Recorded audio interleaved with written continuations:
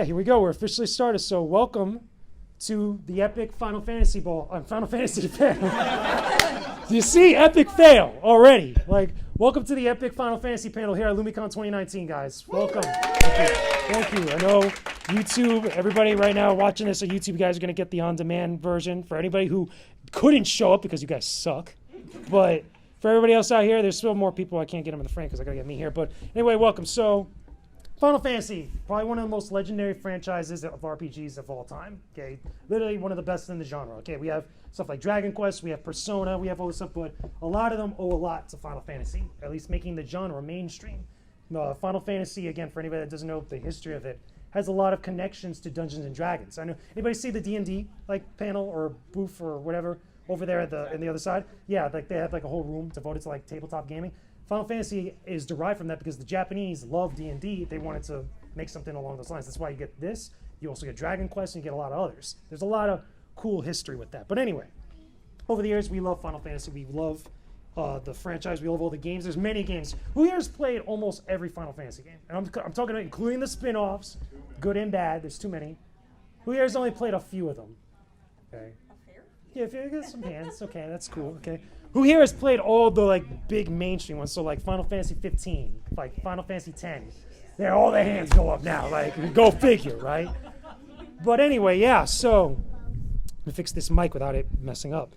So I'm gonna break up this panel again. So this is an epic fandom panel, celebration of Final Fantasy. Again, tomorrow for you guys are not gonna get to see this, but for all of you here in the audience, you guys are going to the Final Fantasy Ball. Most of you, I would assume. Right? Yes, no, you can say it's okay. You're in it. You're in it. Look at that. You're in it. But so there's a lot of different facets of this. So I want to break up this discussion into 3 different parts, and in the course of this, okay, to let you guys know, like I've told some of you, I'm going to give some stuff away, some Square Enix related stuff, some Final Fantasy related stuff. It's a mixture of things, okay? And I want this to be fun for y'all. Again, I want you guys to ask questions. I want you guys to be open about, talking about your fandom, get the discussion going with me. So let's start things off, with the past. The past, present, and future. The past of Final Fantasy. Let's go all the way back to like nearly the very beginning. Final Fantasies 1 through 6 on the Famicom, the NES, the Super Famicom, the Super NES. Classic games that are iconic for some people. Who here has played Final Fantasy 4? Just a show of hands. Who fans? 4, yeah. PS4 remake. Well, PS4 remake. The PS1. The 3D, the DS remake, you mean? The one that came out with the PS1, they had that. And Oh, okay, Final Fantasy Chronicles, or Final Fantasy, something like that, yeah. Chrono Trigger, yeah, that's right. But yeah, my point is in bringing that up that these games are they're timeless, almost. So some of them. Some of them, let's be real, like they've been rough around the edges. They've been bad. Especially 2, exactly. That's exactly what I was going to say. Exactly, like, this has been rough, but 6 games, even though here in the United States we only got about 3. We got Final Fantasy 1, Final Fantasy 2, which is Final Fantasy 4, and Final Fantasy 3, which is Final Fantasy 6. Like that. So the naming conventions, it's like bad martial arts movies. They mess up all the names, okay? But these games are timeless because these help lay the foundation for a genre, or at least in the mainstream. There, like I mentioned before, there's been other stuff like with Dungeons and Dragons, with Dragon Quest, which is like a good parallel to Final Fantasy, because Enix, now we have Square Enix, they're in the same company now and stuff. But these games, they really kind of were hallmarks of like great storytelling, great writing, great characters, great design, character designs, the look, the world building. Gameplay, obviously, because again, a lot of other games after Final Fantasy 1 really tried to emulate that same type of style of design of gameplay. Having 4 party members, having them of different classes, doing certain stuff, fighting monsters, random battles. Who here hates random battles? Like random encounters? Yeah, we all, you see? But you guys can't really see it on things, but here, everybody there. Final Fantasy could improve by having a Pokemon like mechanic with repels. Repel? Yeah, well, we got certain stuff like no encounters, later on in the series and stuff. But again, it came with time. We're still in the past, though. We'll get to all that. Okay, we're in the past. Well, I'm saying Final Fantasies 1 through 6 is really the past because once you get beyond that, you start getting into the modern era. You start getting into the 3D games, which we'll talk about in a second. One of the cool things I always thought about the older era of Final Fantasy was that those 6 games all had one thing in common, is that they were really heavily based on traditional fantasy. Even though Final Fantasy 6 really steampunk to an extent, and we really got more steampunk and like futuristic stuff with Final Fantasy 7, obviously. But like those games on NES and Super NES really had a huge basis in fantasy, traditional fantasy. So dragons, magic, castles, princesses, queens, warlords, because some of them, again, Final Fantasy IV's got a lot of warlords. The five fiends, five fiends, four fiends. So, yeah, the four fiends. Everybody remembers the four fiends, right? Now let me ask you guys this: what do you guys think? Yay or nay? You guys could cheer or boo, whatever. The music of Final Fantasy. Yay, the music. Okay, Nobuo Matsu. All those the guy that created like all these iconic tracks and stuff. Though that music, I think, is also a defining factor of the franchise. Really helps bring everything together. I think we have concerts now. Anybody been to the Distant Worlds concert? One person? Nobody else? Okay, I didn't go to the Distant Worlds concert, but I went to the Kingdom Hearts concert, which is very similar. Some of you, pretty sure, know about it. But really, the music is such a special thing for this franchise, and a lot of people really love the music that's come from this series over the years. Like, it's just been absolutely insane, the type of like music pieces. I would say even rivaling, some stuff from like movies and stuff. Would you guys agree? Yes. Yeah, so before I go any further, let me ask you guys something. Okay, anybody's got questions or comments they want to talk about with old Final Fantasy games? And here's the thing: randomly, I'm going to give somebody something special. Okay, so feel encouraged to ask questions, to speak up, through this panel, because I love doing that stuff and like surprising you guys with something. So, anybody got questions, comments? Let's go over here. You say the music, and the thing about me is like almost every game, like music is. And the ironic thing is, what brought me into it was the Sephiroth boss in Kingdom Hearts. I heard One Winged Angel was like, "What's this from?" Like, so I started looking up all of it, and now I've like played through like I played through 7. I have an old one. But, like I have the PS2. It still plays the PS1 games. Yeah. So I played that, and I got into 14 and saw like Egg's Death, like the Final Fantasy V and all that, and that good stuff. So I started playing all those, and that's like what dragged me into it. It was literally just One Winged Angel popping out of nowhere in Kingdom Hearts. Yeah, it's cool because again, like it's kind of like your gateway into like all these other games. Like it's obviously it's spin-offs like Kingdom Hearts and all the other spin-off Final Fantasy titles and such. They're really, those pieces of music are great, and they're, again, some of them are iconic. One Winged Angel being a big one, and you mentioned X-Death, the X-Death theme, which is another one that also, another track from Final Fantasy V, Clash on the Big Bridge, with Gilgamesh. Everybody's like, yeah, I remember Gilgamesh. They should bring Gilgamesh to Kingdom Hearts. That'd be hilarious. For real. Like, imagine him and Sora just interact. But anyway, we got to stick with Final Fantasy. We're going to go on a train wreck of craziness, okay? But to give you something, speaking of Final Fantasy VII, right? Yeah, I got something special for you. Anybody here play the TCG game of Final Fantasy? Well, for you, I got you a Final Fantasy VII themed deck. Here, come get it. Here. Final Fantasy VII themed deck. That's right, cheer. Yes. You see, Square Enix? But anyway, let's talk a little bit more about the past. Anybody else got comments, questions? Let's go in the front right here. When it came to the soundtrack, going back to the soundtrack, one of my favorite moments about some games, like especially when it comes to like Sephiroth having his iconic theme, is I love how some characters seem stuck out more than the main characters. For example, Laguna with the man with the machine gun. That was like one of my all-time favorite tracks. It's just sad that it only played during his encounters and like. Yeah, in his own battles and stuff. Yeah, which is a big deal and stuff like that. Anybody else got comments? Spanning off the topic of random encounters, it's really not that bad once you play the original Persona game, because every 2 steps. That's a series we don't utter here. This is Final Fantasy. I'm kidding. No, I understand what you mean. And the funny thing is about Persona, especially Shin Megami Tensei Persona, as opposed to what the Persona we got now, it's a much more streamlined series, and a lot of it follows more along the lines of like older, like Final Fantasy 1, Final Fantasy 4 stuff, where things are much more simplified. Because the common person who's not really deep into games or deep into RPGs or JRPGs for that matter has all these different stats and different things bombarding them. It gets overwhelming. And the lucky thing about Persona is that it makes that very simple, and it focuses on other things than the JRPG-ness of it, which is interesting. But again, to go back to the past before we get some more comments, because again, I want to get to the present. I want to start talking about more modern stuff, which is the big ones. You guys know 7, 8, 9. Who's here is a fan of 7? Cheer. Woo! 7. Final Fantasy 7. Who's ready for Final Fantasy 7 remake? Yes. That's what I'm talking about. I got to play it, so ha. I did. I went to E3 and I got a chance to go with Square Enix, go play about 30 minutes of the game, and it was like really like a lot of the trailers you guys have been seeing with the Scorpion Tank panel stuff. That's been a thing. We'll get to that in a second. But so to close off like the past, like one of the things I've always hoped at some point, like, and we kind of gotten it in a few instances with Final Fantasy IV and maybe even Final Fantasy I. I wanted to see some of those older games get a modern remake. You know, Final Fantasy IV did it with the DS version of Final Fantasy IV, and there was a lot of things that were changed that weren't really.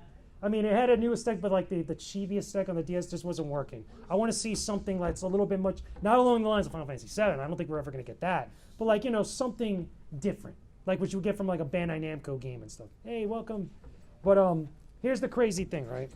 And I'm hoping in the future that we get to do this. That we start to get to see like, anybody seen the Link's Awakening remake on Nintendo Switch? I would love to see an approach like that, even though it's still chibi, with some of these older Final Fantasy games, like Final Fantasy 1, you know, that started the series. Final Fantasy 2, 3, that never really came here to the States, that only came in the DS form, which is where we got those remakes from. You know, 5, give something for that. You know, things like that in there. 5 needs more love. Yeah, 5 needs more love. 5 only got some love when it came on the PlayStation here, with a Chrono Trigger, I think it was, right? Or something else? I have the mix of 5 and 6 with the PS. Yeah. So like it came bundled with other stuff.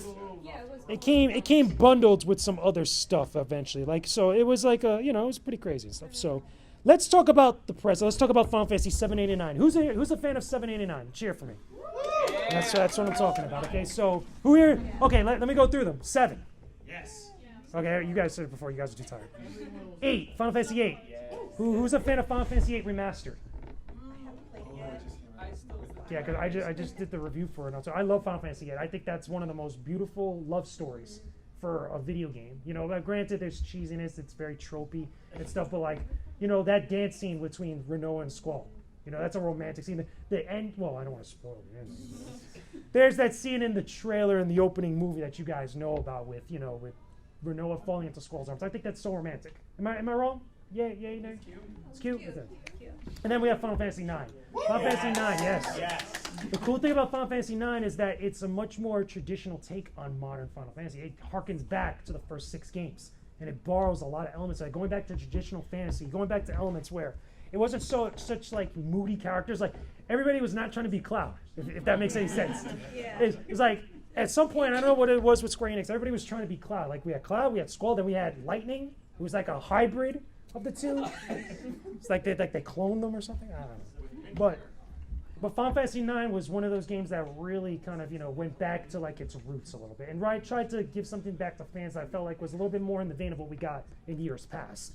And granted, yay or nay on a lot of different things. Everybody has their own preferences about these 3 games, but you have to admit one thing: all 3 of those games helped make the PlayStation 1 era. Am I right?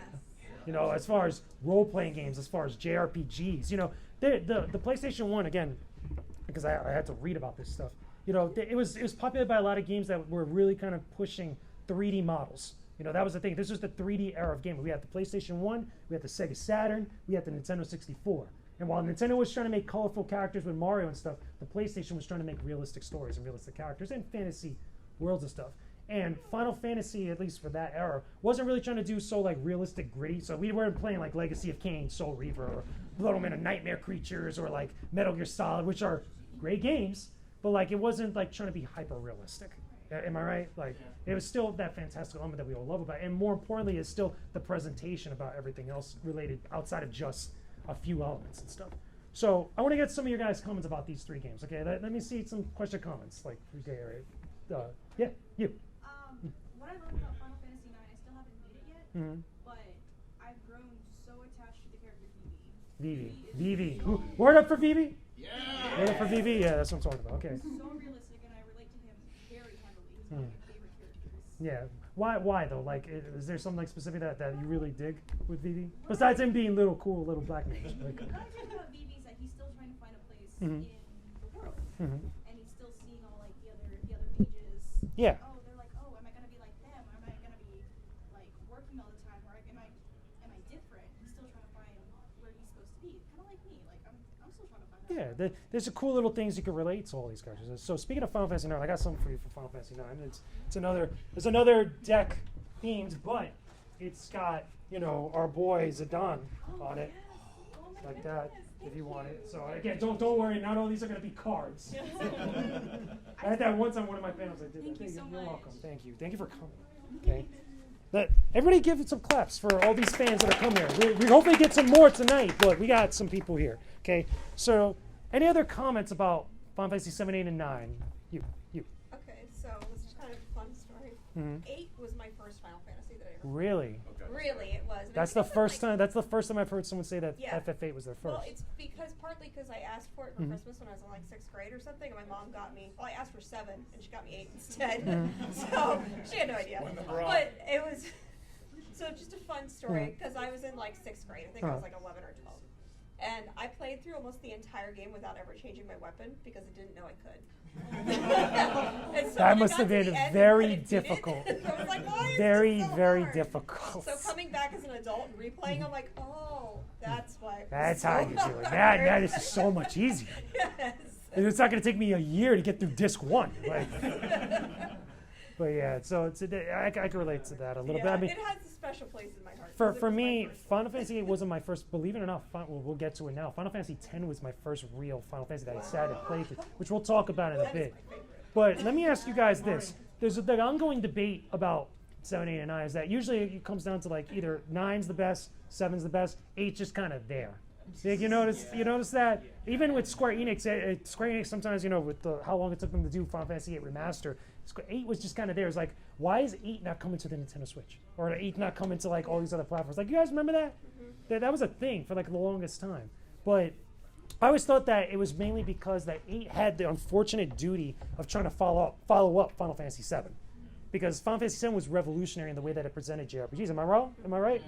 Right? Totally right? But like, it was just one of those things that was like the franchise was a victim of itself, almost. And it's like, okay, so nobody could really get into this like that because everybody wanted to be like 7 and it wasn't 7. It was like similar, but like, not exactly. Then we got 9, it's like, oh my God, it's great. Like, stuff like that. So any other comments about 7, 8, and 9? Let's go far back. Red. Yeah. All right, so 7 was my first. Okay. And I got it when I was in middle school. I got a used copy from GameStop EB Games back in the day. Yeah. And it was amazing. Like just being able to play through it. It was a very engaging and wild story. And I was living in California at the time. When I moved back to Miami, I got to finally beat it, and it took me forever because I was like level 46. Was it worth it and though? I had none of the special materia, none of the master materia at all. Oh man. It sucked. I must have spent a good like 20 hours just replaying the final. So you powered through it, basically. I had to keep repeating it because I kept dying at the final form of Sephiroth before the one-on-one battle.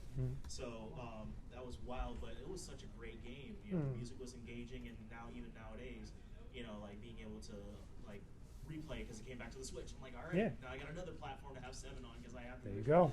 There you go. It's again, 7's a good game. 7's got a lot of. 7 is also one of the deeper games. I mean, I don't know if it's the deepest because there's a lot of backstory with the creation of Final Fantasy VII. And, dealing with was it Yoshinori? I think it's Yoshinori Kitase or no, Taiyoshi. One of the guys that was the head developer of Final Fantasy VII. He had a story where I think he lost a family member, if I'm not mistaken. And like part of it is like the ideas about the story and the theme is loss. Just the idea that you lose someone or something. The planet's losing life because of Shinra with the materia, the Mako and all this other stuff. Aerith, spoiler alert, dies. She's done. I'm sorry, you've had like 20 years. Spoiler. Aerith, I just remember the game taking a sudden turn the moment President Shinra dies. Yeah. And he's just like, it's all eco-terrorists, alrighty, let's go save the planet. And then Sephiroth is a thing, it's like, oh crap, and the whole game just took a turn. There's a very strong environmentalist message in the beginning of the game, then towards the end of the game, like middle end, it changes a little bit. Any other comments about Final Fantasy VI? Actually met Zidane the first time through Dissidia. Oh yeah, who played Dissidia Final Fantasy? Let me know. People play it. You guys got to cheer. Come on. That's what I'm talking about. Yes. Okay, Final Fantasy Dissidia. What about it? But I really like his personality and his relationship with Bartz and Squall, and that's what got me into playing FF9. Yeah, we're going to talk about that in a bit and stuff. But last comment: Final Fantasy 7, 8, 9, way in the back. I heard that 8 wasn't ported a lot because there might have been issues with like them keeping the source code around. There was some stuff I heard the same thing, but I also heard that it was also a thing with licensing the music because apparently there's a track that I think got removed at one point or it's something edited that was like copywritten by another song. I forgot what exactly it was. There was an article written about it in some magazine. I don't remember if it's like GamePro, Game Informer, whatever. But it was like a big deal that like that was part of one of the reasons. What's up? Cypher had like his own boss theme that went unused. Yeah. There was something like that, but I don't even think it was Cypher's thing. I know it was some piece of music, but it was like in the early versions of it and stuff like that. What's up? Was it Eyes on Me? Okay, so there you go. Okay, so let's talk about now modern Final Fantasy. So modern Final Fantasy, okay, which is like still the present, I guess you could say. 10, 11, 12, 13, and that whole trilogy saga disaster. Am I alone in saying that Final Fantasy 13 is bleh? Yes. Okay. Look at people like, yo, fighting ones, let's go. I'm sorry, it sucked. Okay.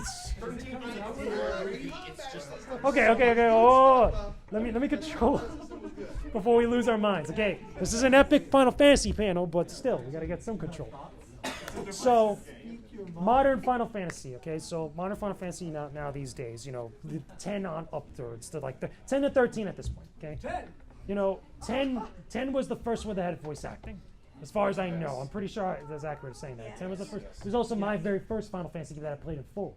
And I remember I have vivid memories. I'm pretty sure many of you have this at one point. Memories of playing your first game like that where there's like, other stuff that you remember about it. For me, I remember playing Final Fantasy X on PlayStation 2 where it was like summer, close to summer break, hot summers in New York City. Is there anybody here from New York? Anybody new? Jersey. Jersey? Close enough.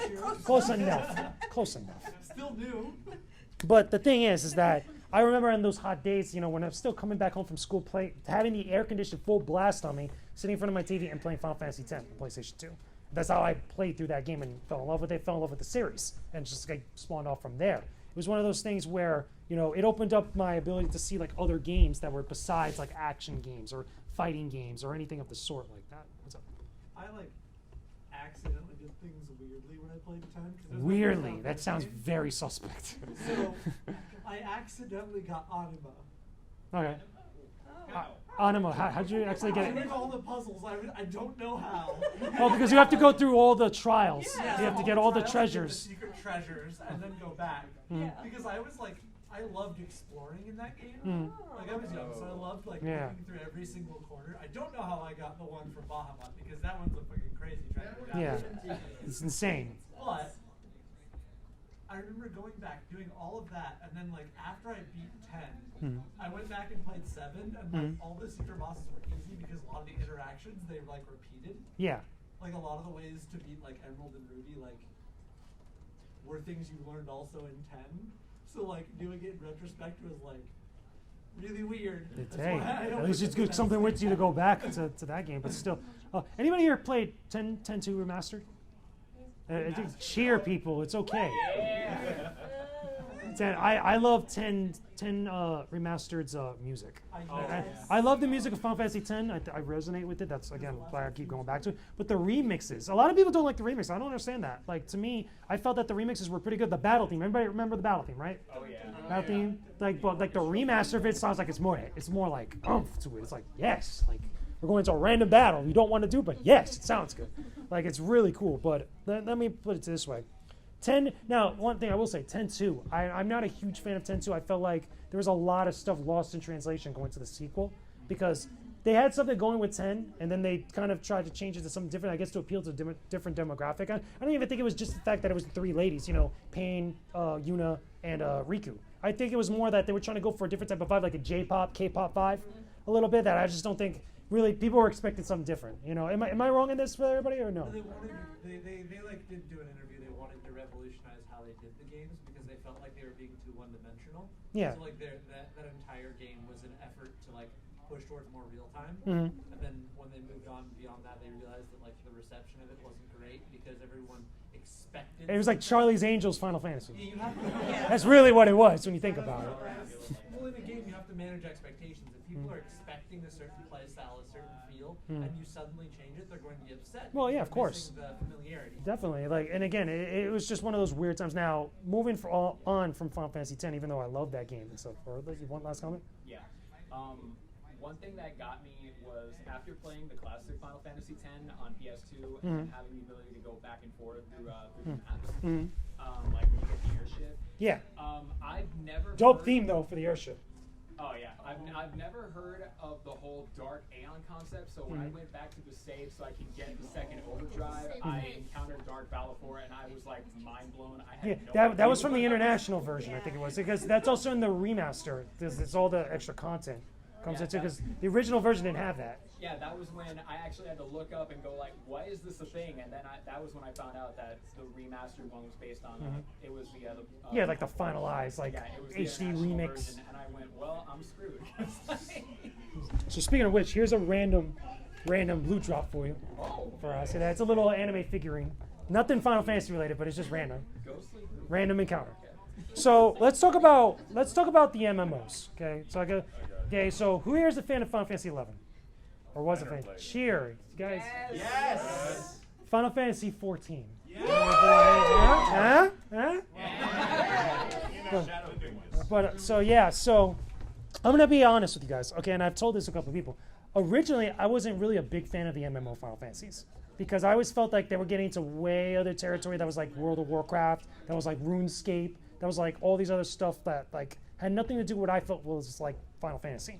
You know, it's a specific story that's an offline game you get into. It has all this stuff, these characters and things like that. I always felt that the MMOs were trying to be MMOs. They were trying to be multiplayer games as opposed to single-player story games for me. So for a very long time, I felt like that. Now, obviously, over time, that's changed because Final Fantasy 11, I mean, obviously did a lot of other stuff. Final Fantasy 14 really did a lot of other stuff. I mean, they rebooted themselves like, pretty much. Like, they had hard reset. Yeah, Realm Reborn, exactly. So there was a lot of stuff they did, but they also made the game feel kind of like if you could still play through a single-player Final Fantasy story. It's still like that, but it's just a little bit more elongated. There's obviously other elements to it. It's an MMO, you know, by design for gameplay, but it still, in essence, still feels like a Final Fantasy game. It still feels a little bit more authentic. It's in that regard. So for anybody here, who here by a show of like, you know, response, who here feels that like either Final Fantasy 11 or Final Fantasy 14 was the better MMO? It's very a tough decision. 14. Some people saying 14. I mean, obviously it's a modern game, like more new. But like when people, I always ask this question because a lot of people that I've met that are big MMO fans, they always tell me that Final Fantasy 11 was better because there was more stuff to do. And I'm like, how can that be the case? It's an older MMO game, a little more archaic compared to now, which is based off of stuff like post-WoW. Like, because we live in a post-WoW World of Warcraft world. We have all these other MMOs that we've had time to like borrow elements for and stuff. But either way, I always felt that Final Fantasy 14 was the better MMO. It was the better game that it offered a lot more. Am I right with that? Yeah. Right, what's up?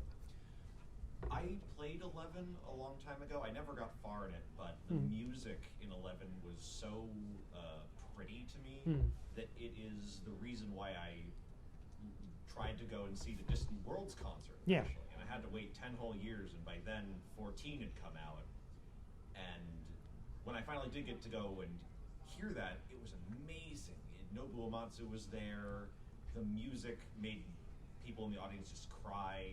Yeah, the music is great. The music that's why that music is done in concert. Like if you've ever been to any one of these game concerts or anybody that hasn't gone, it's really surreal almost. It's very authentic. It's very nice. When you listen to music differently than when you actually hear it when you're playing the game. It just feels different. And it's awesome. It's really cool. I highly recommend, like, again, either go to the Distant Worlds concert, go to the Kingdom Hearts Orchestra, go to even the Metal Gear Solid Orchestra, because they have, like, for different games. Nier Automata. Who here played Nier? Let me hear some love for Nier. Nier Automata, specifically. Yeah, hell yeah. Fun fact, I wrote the guide on IGN for Nier Automata. No way. Yeah, I did. I wrote the guide, and I did the playthrough for it on IGN. But besides, and I did it for Dissidia NT. Anybody played Dissidia Final Fantasy NT? Yes, I did the same thing there. I did the same thing. But, besides Final Fantasy 11, 14, let's talk about Final Fantasy 12. Final Fantasy 12, Final Fantasy 13. Okay. Yeah. So 12, a lot of people akin it to Star Wars. Yeah. I guess that's a fair assumption, somewhat, maybe. So, the story, really specifically. No, even the battle scenes, if you think about it. Because the Old Republic had that weird, like, real-time sort of kind of, hey, let's queue up, let's stand around like idiots, and then when the full meter gets hit, the next man goes. Yeah. If any of you guys ever played, like, the RPG Star Wars back in the Xbox. Yeah. If you really think about it, and you think about 12, and say, okay, they look pretty much similar. Speaking of which, you get this because it's a Final Fantasy 12 deck. It's actually one of my favorite modern games. So there you go. So Final Fantasy 12 themes starter deck. Okay. More fun. Yeah, there you go. Yes. Yay. Give it to me, all of it. So the thing about Final Fantasy 12, I had to do the Zodiac Age review for the Coalition, okay? Because the Zodiac Age is the remastered version of Final Fantasy 12, and again, a lot of people really didn't like the original release on PlayStation 2 because the Gambit system, I think it was called. Yes. It's like a really weird thing that people just did not like, for one reason or another. And it changed up a little bit, the Gambits for the Zodiac Age, where it's a little bit more open-ended and a little bit much more welcoming and stuff. So I always thought that game got a little bit underappreciated because it probably had some good stuff to offer with the story, but it had all this other stuff that prevented people from really checking it out and really getting in deep into it and stuff. Now, let's talk about Final Fantasy 13. Oh my god. All right. Okay, cool. Okay, I'll get to some comments too. Talk about this. My problem with Final Fantasy 13. Let me explain to you. Okay. Final Fantasy 13 has a story that just makes almost no sense. Like, you cannot get it. You have to sit there for a week, really listening to everybody's dialogue, especially Final Fantasy 13, the original, and really try to get it. It's just that as many times I played Final Fantasy 13, which I don't like the gameplay. I don't think that the shifting of the roles and stuff. It sounds good in premise, going through the different things, but in execution, it's terrible. It's really all over the place, and it just makes battles not fun. Boss fights is oh my god, it's a real annoyance for what it is. But outside of that, one thing I will say though that I do love about Final Fantasy 13 is the music. Yeah. I think the visuals, I think the visual style of it is one of the prettier games of that era for the Xbox 360 and PlayStation 3 eras. I always thought that was, again, another element of it that got underappreciated because of all this other stuff like that. Now, let's be real for a second. 13.2, 13.3, which is Lightning Returns. I don't know what the hell happened with those things. Lightning Returns I could not finish because I could not get what was going on. I'm not even joking. It's I wanted to. I tried and I couldn't do it. 13.2, I will admit, it was a little bit better than 13 for me personally, but it was one of my, again, my pet peeves of everything. So let's talk about it. I want to hear from you guys about these games. So look at now all the hands go up. Let me hear from someone I haven't heard before. Let's go for you at the back. Right there. Well, have you seen the strategy guides for? Yes. Okay, it's they're novels. They're They are thick. enormous. Literally. They're It's insane. kind of disappointing Mhm. that so when it came out, it was oh my gosh, so hype. Oh my god. It was very hyped. 13 itself was very, very hyped. I remember that because I remember all the trailers coming out, the E3 stuff or reveals and everything else was a big deal like that back then. But it ended up being more hype than substance, for at least for me, and more so it was a pretty game that just, again, I could not get with at that point. So let's hear from someone that we haven't heard from. You right there. Oh, hail the great surf in the Bronco. Oh my god. Now, one other thing I will admit, though, that probably one of the better things of Final Fantasy, they gave us a chocobo in a guy's hair. Yes. Zaz. Well, who here loves Zaz? Yes. Or Zaz, yeah. The little chocobo, I'm sorry. That was the cutest thing. When I saw it, I was like, okay, fine, I'll continue playing. Okay, but what's up? The original 13 is actually one of my favorite Final Fantasy games. You're wrong! No, I'm playing. Okay, I guess that means that. I'm playing. No, I get it. It's, again, a lot of people say it's one of their favorites. Some people. I know the story is convoluted in the combat system. Well, they did improve in the later game. That's not very good, but I just really love the characters. Yeah. The characters are cool. Some of them are cool. Like Saz. Saz is dope. And Hope, I think he gets too much. Hope is that guy who's listen, dude, just stop. Just He's just a little boy. He loves Now, Vanille is annoying. Yes. Vanille is very annoying. I get it. Even her in battle, her screaming is Lightning is the one that's just stoic. It's listen, feel something. Just feel something. What's up? Right there in the back. What's up? Okay, I won't do weird outbursts like that anymore. I apologize. I think 13.2 is actually one of my favorite ones. And I think that the music in the 13 The 13 Saga, yeah. it hits me more than a lot of other games. Really? have. They got some great tracks. Don't get me wrong, they're good. I don't know why. And They're it's good. specific songs, but the graphics are beautiful. The story can get a little convoluted. I love it still, despite its quirks. But the music is always something that draws me into games, no matter how. Yeah, I'm with you on that because, again, I love gaming music, specifically for Final Fantasy. And I always said, like, those trilogy of games have great music. And again, it's an element of it that's very underappreciated for, like, multitude of different reasons. But I always felt like, you know, if you listen to the soundtrack of it, it's like, yo, this sounds amazing. Sounds really, really cool. But just, you know, people couldn't get into the other elements for some people. You know, besides yourself, like, again, it's one of your favorites. Like that. I've always heard people say that and they give me different reasons for why it's their favorite. You know, because as me, as someone, again, my own type of, everybody's a different type of gamer and stuff. Certain things are just not going to click with everybody, even though you might have similar consensus and stuff. In the back. All right, so yeah, I have complicated feelings about 13 because it was actually my first mainline one. Like the soundtrack is still my favorite one to this day. And I had problems with it even as like a little 13-year-old who didn't know too much about Final Fantasy. But I still enjoyed it enough. Yeah. And I think ultimately what I feel is they had all the parts there. They had all these great ideas, these great characters. We talked about everyone else in the party, but my boy Snow. Justice for Snow. You know what? Justice for Snow. Snow got done dirty. Yeah, Snow got done dirty. I'll give it to you that. Dissidia. Yeah. You know something? I don't like how he is in Dissidia. I don't like how they did with Snow in Dissidia because I feel like he's much more of a badass in the original 13 to me, in the way that he comes off than he does in the sequel games. And the way that they did him, that I was like, nah, that's not my Snow. And one thing I've heard, and this is a problem for, one thing one of my friends said, and I think this is kind of a problem for some other characters in other Final Fantasy games, is they have these amazing characters, but they don't know what to do with them. Yes, that is very true. And it's specifically for the 13 saga for some people. And I think also, you could even argue for 12. To an extent for some people. Again, for people that haven't really played it fully like that and stuff. But one more about Final Fantasy 13. Let's see if we can get somebody in the back that we haven't heard from. Right.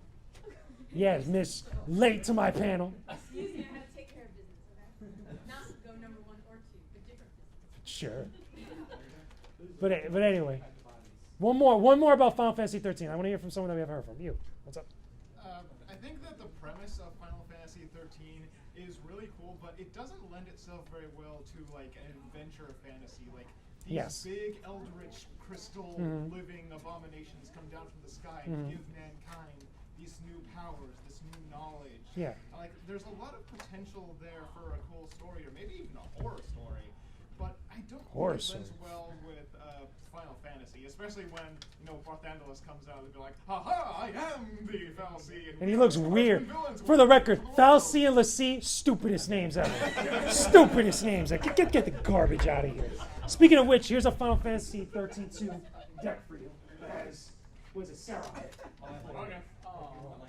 Yeah, you can cheer. It's okay. So now, let's talk about the future of the franchise, okay? Or well, not really necessarily the future. We're still in the modern, technically, because we have to talk about Final Fantasy 15. I want to hear, do you guys love Final Fantasy 15? Yes. See, now everybody cheers. You canceled the DLC, guys. I know. The most important one, too, the last one. Yeah, right? Now, I did everything for the review cycle and everything for Final Fantasy 15. I played this game a lot. I've saw it since its beginning when it was Versus 13. Everybody remember that? Final Fantasy Versus 13? Okay? That was done by Tetsuya Nomura. Yeah, it was a while ago. And then, what is it? I forgot his name. Not Hajime Tabata. I forgot the guy who came in to finish Final Fantasy 15, but he had to come in and clean up his mess and actually make Final Fantasy 15. I can't remember his name. Not Tabata's son. I forgot it. I can't remember his name. But what's it called? Final Fantasy 15 is a great game. That's a good, like it says, a Final Fantasy for first timers. You know, it's a great game for people who have never played Final Fantasy before because it blends elements of action, it blends elements of JRPG, it blends elements of open world exploration, and has it into a story that you could get into. Okay. The thing is that a lot of people have said like Versus 13 in its original conception was a much better story or whatever than what we got for Final Fantasy 15. But I think that's also a product of a long development cycle of so many cooks in the kitchen trying to get stuff done and actually trying to produce something rather than taking forever to produce it, which ended up working out for the better. You know, there was moments where we had everybody remember the Final Fantasy 15 event, the announcement event? Everybody remember that? You know, okay, for anybody that doesn't know, there was an event that was like a big like coming out party of Final Fantasy 15 that they showed the release date. That was in September, originally. Keyword, okay? That they showed off the gameplay, they showed off the characters and all that stuff. Then it got delayed a couple months, till like November, like something like that. And then the game came out and stuff and everybody played it, such. But that event showed off a lot of the different elements of why this was a great Final Fantasy game for first-time players for the franchise. Because this is not something that's going to hound you with older stuff from like older Final Fantasy games. It kind of like has its nods, its fan service and stuff. But it's not something that like looks at you as like a long time playing Final Fantasy game. It assumes you know nothing, which I think is great because when you play it, you know, everything just works cohesively together. It's a long game, like how Final Fantasy games should be. Like some of the older games, you know, the modern era, all the stuff that we talked about. It plays like Kingdom Hearts because Kingdom Hearts is a very big deal for a lot of people. And again, elements withstanding. I mean, when the game first came out, it wasn't where you could switch between party members and stuff. Everybody's played, most part, played Final Fantasy 15, right? So you know what I'm talking about, roughly, somewhat, except you. But so up to this point, the game got updated multiple times. Like a lot of things changed. We got more modes, which the multiplayer. Who here hates the multiplayer mode of Final Fantasy 15? You guys like the multiplayer mode of Final Fantasy 15? It comes with the My point exactly. Okay, so the reason why it was comrades. The reason why I bring that up is because, you know, I felt it was unneeded. We got that and we didn't get the other episode, Noctis episode, Lunafreya. And then there was one, the Dragon Girl. Aranea. Okay, there was a lot of different DLCs we just did not get, you know, and stuff. And we got comrades. It was like, why do this? Just give me all the single player stuff. It was unneeded. But overall, when you just look at Final Fantasy 15 as just a Final Fantasy game, a single player game like that, I think it's one of the better games we've gotten in the last like decade, because I feel like it opened up the series to more people. It allowed people to enjoy a Final Fantasy game without harping so much on the past. Even though we have elements like we got DLC where it has Gilgamesh in it fighting Gladiolus. We have like other stuff like nodding to like, you know, some of the summons, you know, Shiva, Rama, you know, Titan, you know, all these different things that are traditional Final Fantasy elements. But it still is not to the point where it becomes like unaccessible to like newer players, which I think is great. Would you agree with me in saying that? Somewhat like that? Okay. So now let me open it up to you guys, and now I got more cool stuff to give away about Final Fantasy 15. I want to hear from you guys about this game because, again, this is the more of the new ones. Let's go to the little one right here. What do you got to say? So, story notice. Why is it so weird that randomly he does a glow? He does glow? Oh no, that's Prompto. That's Prompto. Oh, Prompto. She doesn't understand why the whole Prompto thing, that whole storyline. Oh, his whole story? Well, that's the crazy thing. There was a DLC. Yeah. It's weird because he just disappears. Because there's a DLC that tells Prompto's story about what happened to him. Yeah, but she just doesn't see how it fits in. Like, it feels random to her. A lot of people feel like that because there's a lot of elements, you know, Gladiolus, Prompto, Iggy, you know, all of them. You know, all have like little things that just like they're not told in the main game. You have to get those DLCs. That's one thing I did not like about Final Fantasy 15. Yeah. Some of those big story points, you have to get those DLCs to fill in those blanks. A movie, a YouTube series. The movie I felt like was unneeded. I don't think we needed the movie because it was telling a story that didn't need to be told. And if you watched it, you spoiled a ridiculous amount of Final Fantasy 15, and like it's almost contradicting in some elements. I really did enjoy the little mini-series, though. Yeah, the little animated. Yeah, the animated series was cool. It was cute. But I didn't think we needed Brotherhood. I think the anime series was fine because it was like, okay, they're in the middle of the game, so it's not affecting all this other stuff. Yeah, but it like, was just a cute so little thing, let's just gave some backstory. we go to the back. What's up?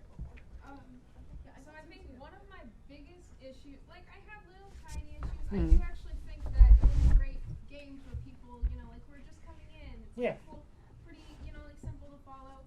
One of my biggest issues was Lunafreya and her characterization. You know, I want to talk about that. One of the reasons I loved Kingslave was Lunafreya. Really? Because she was great. She was jumping off of buildings. She was like, I'm not afraid of death. She's like Aranea.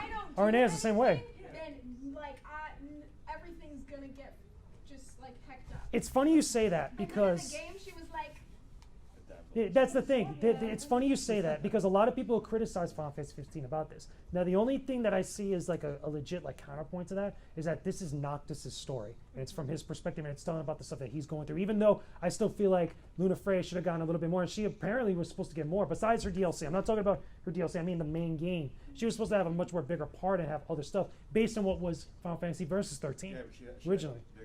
And she was even a totally different character at one point. Like there was a lot of stuff that was like all over the place with that game. But what we ended up getting, I felt like for Noctis' story, if it's just his perspective, I get it, I understand it. I would have loved to see more though, kind of like you. Like actually have her like actually go down fighting or something. I feel like even the clips they showed of her, like if it was just his story, then they shouldn't have shown us those random clips. Yeah, exactly. Either, because it would just be like, here she is randomly healing villagers, and I'm like, well. That's the point, though. Again, it was part of its development cycle. There was so much stuff that was wrong with the way that Final Fantasy 15 was developed, like over years. It was like over 10 years almost. It feels like. So let me go to, yeah. I've always been a fan of trying to find good villains in video game stories, and previously 9 is my favorite. I've always loved complex villains, and 15 stands out to me because Arden makes sense. Izunya, for anybody who doesn't know.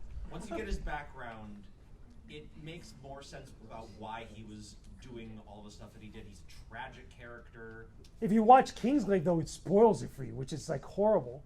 Like I haven't seen Kingsglaive. If you watch, because Kingsglaive came out before Final Fantasy 15, which sucked because it really spoils who Arden was. Because when you play the game, it's not like that, and then when the twist comes and stuff, he's like, "Yo, like, who's this guy?" But like when you watch that, it's like it's spoiled. But he's interesting because like there's other stuff, especially with episode Arden and all the other stuff that was with it. He's a lot more deeper than what he is in the original game, which I always thought like that should have been in the original game, as opposed because it would have made it much more interesting and stuff. What's up? I don't know a whole lot about 15, to be honest. However, I did just Google some stuff, and apparently, as of literally today, Netflix is trying to acquire the rights to be the streaming service for the Final Fantasy 15 live TV series. Okay. Wait, there's a live series? As of like 5 p.m. today. So live.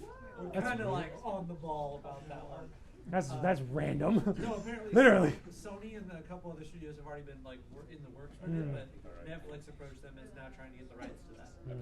All right, so let me get one thought here. That's cool. Yeah. Could we discuss like, you have all the basically like all these out there side quests, like you can go steal from Azul and all that, like. The side quest of Final Fantasy 15. But then you come up to probably my favorite side quest in all of them. Just it honestly made me laugh like really hard when it first happened. The cup noodles. Yo, word up to the cup noodles quest. The cup noodle quest. When I was doing the stuff for this for E3, they actually had a truck outside for cup noodles promoting this game. Just because, again, they had a partnership going on with cup noodles or ramen noodles, whatever. And it was just it was such a random. And then, by the way, the quest. Gladio is like super serious about his ramen noodles, his cup noodles. I'm talking serious, like super serious. Like he's like, yo, Noctis, you don't understand. You need to learn this. Like, just because of that, I got something for it. Oh no! Is it cup noodle? I got a Final Fantasy Heaven Sword home sword for you. Now you can whack somebody and not get in trouble with it. Now I got a couple more big things I'm gonna give away, okay? But yeah, so let's continue talking about Final Fantasy 15. So yeah, cup noodles. I don't even know where we go for that. Go to the back. Yeah. Just one thing that I finally got to like experience myself. I just like watched it online, and I thought it was really strange. Just like after game content about the videos dungeon. I don't know if anybody knows about that. I thought it was very interesting that the game developers had this almost platformer in this RPG game. Yeah. And going through it and dying over and over and over again was super frustrating, but it was still interesting that they would put something like that in the game. Yeah. I don't know if there's something like that in any of the other.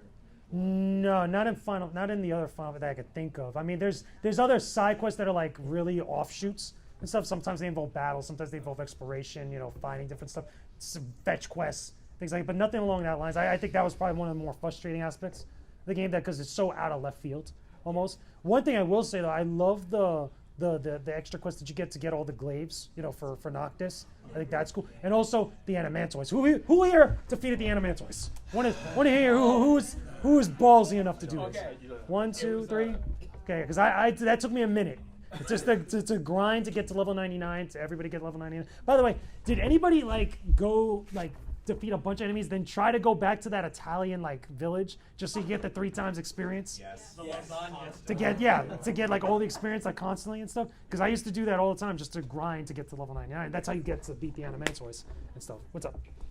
Yeah, I was gonna say, speaking of grinding, I think this is one of those rare games that actually benefits from being open world because we all know the Final Fantasy grind, and the way this uses side quests, it kind of makes it more fun by letting you explore more of the world, experience more of the characters. You got a wide area. It's different than 13 and 12. That's you got a wide area. Now, quick thing before we continue, okay? Because I have something I want to give away, but I want to get to someone specific with this thing that I want to give away. Is there? You don't even have to answer and stuff, but anybody who is LGBTQ that is out there or whatnot, okay? You can feel free to ask stuff because I got something special to give to you, but it's specific to that, and you'll understand why when I give it to you, like that. So anybody there? Let's see, Kyrie right there. Yeah. So tell me anything about Final Fantasy 15, would you? That you might have thoughts about it, or anything about Final Fantasy 15. For some reason, my favorite character is Iris. You mean Iggy? Ignis? Iris. Yeah, that is his sister. Oh, yeah. Okay, no, because I was I thought you meant Iggy. I was yo, everybody loves Iggy, but his sister, but why? Why? I don't know. It's just very. She has a hard crush on Noctis, hard crush on Noctis. She's making a play. A play for him. But what about him that's so cool about her? I think he's really headstrong. He's really independent. First, what happened with her father, how her, what's it called, insomnia fell. Yeah.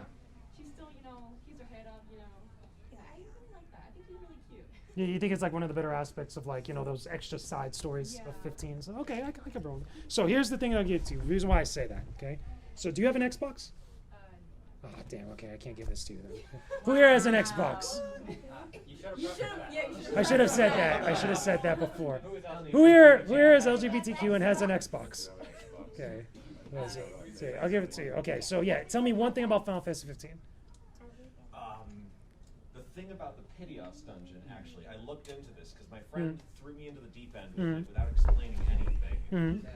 And it turned into a 6-hour long session of I'm not allowed to leave this place until I get to the end, and I was expecting a boss. I didn't realize I'd be alone. I didn't realize it was going to be so dark. And then we get to the very end, and I'm like, wait, there's a little item there, and they're like, yeah, it's the black hood, I think it was. Yeah, something like that. Yeah, it's been a minute. Where it auto evades for you. Yeah. And then you just drop off a 5-foot drop, and you're out.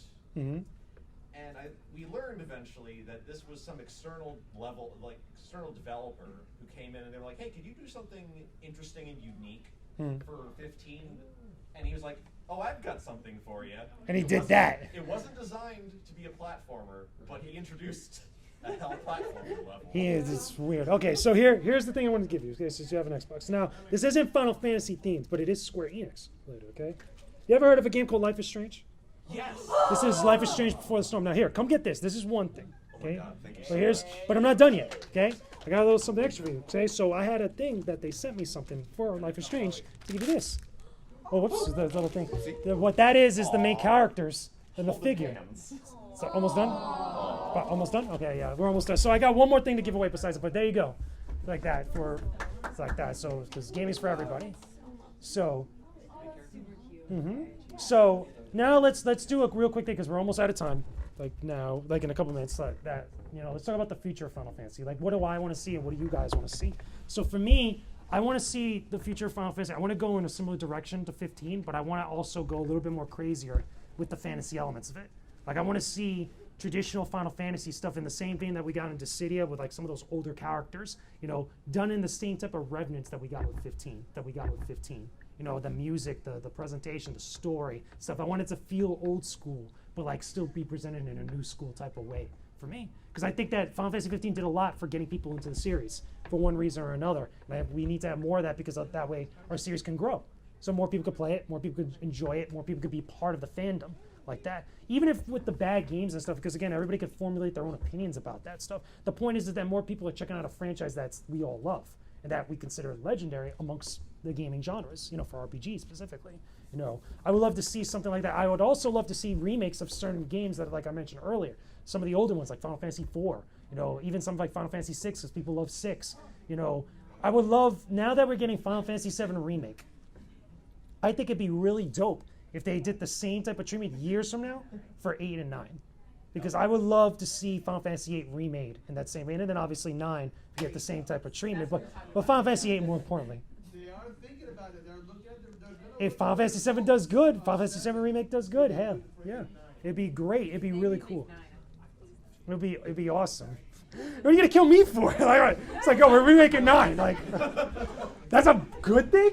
One sacrifice. Yeah, the sacrifice is supposed to be God. But I want to hear from you guys, especially some of you that might come in later and stuff. What do you want to see? Tell me one thing you want to see for the future of Final Fantasy. So let's go in the back. There. Yeah, you. Yeah. So going back to the LGBT thing, I would like to see one of the main characters be a part of the LGBT representation, but continue it the way that they've been doing Final Fantasies, where that's not their character. They continue being this awesome character. Cool, they like the same gender, or cool, they're this type of person. I think one of the main prominent characters should be like that. Because the closest we got was Fang and Venial. Yeah. And that was the best part. If that was even a thing, really, like even according to the story. The one thing I will see in regards to that, because I think that's totally cool, especially if you want your games to be progressive. What I want those type of characters to do is, besides that being whatever characteristic with them, I want them to be someone that teaches the audience something. I always said that whether it's LGBTQ stuff, whether it's race, whether it's, gender and stuff, that those type of characters that are supposed to be that place mark for that game with that should be something where the audience can learn something from it and just happens to come from that character. Like, perfect example, and again, this isn't Final Fantasy, but with movies. Like, anybody here see Black Panther? Everybody see Black Panther, okay? Yeah. Everybody remembers Captain Marvel as well, okay? I wanted to feel the same, one minute, okay, yeah. So I wanted to feel the same way that coming out of Captain Marvel, the same way that I came out of seeing Black Panther, because it was more than just what people were saying it was. There was another deeper side to it that I felt like you could learn something. And I want that same thing for characters like that, or any type of characters, because I feel like people can learn something. So one more thing, one more person I want to hear from, and I got something big for you. So who's someone that I didn't hear from? Like that, I see you. I don't think I heard from you, yeah. Yeah, you. Like actually, okay. So I've played like every Final Fantasy except the online ones, and I really miss a lot of the classic fantasy elements of it. Like I think 15's a gorgeous game, like it's got tons of really great aspects to it, but it kind of starts not feeling super Final Fantasy anymore. Yeah. And so I think something like 10, where it kind of like mixed them a little bit better, would be nice to make back, or like even 6. Although it is older, really brought that old and that new together. So I'd prefer to kind of embrace that again, so that way new players like a cool hybrid. Really good and want to go back. Yeah. Okay. So now I got something cool because this is towards the end of the panel. Come up here first, if you could. Yeah, you come up here, okay? Because I want you guys to have a fun reaction to this when I give it to him, because it's something big I got. Okay. So I want you to turn around though and face the audience, like right here. Okay, this is scary. Okay. So I got something cool, something big. It's not Final Fantasy themed, but it's something that might help you enjoy these games a little bit more. When I show it to you guys, I want you guys to cheer or boo. Or hopefully cheer. Don't boo, so that I don't. But don't shout out what it is. But it's something nice. Okay, you ready? Ready? So make a cool Lumicon moment. Ready? You can cheer. Ready? Here it comes. Okay. All right. Okay. Oh my God! That's a Turtle Beach. Yeah. It's not a garbage headset. No. So you can enjoy your games a little bit more. I have a $7. That's what I'm talking about. Yeah, it's good. It's good. Yeah, It's a good awesome. surprise. There you go. So anyway, guys, that's the end of the panel. Thank you so much for coming. Quick thing though, okay? My YouTube channel, youtube.com/GamersWithGains channel. This whole panel is going up on there.